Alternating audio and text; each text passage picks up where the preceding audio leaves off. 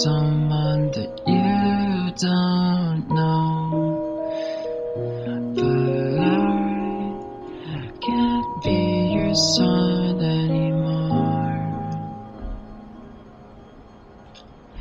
and I never wanted to grow up at all. Wait for the night you'll put me to sleep again. Sleep.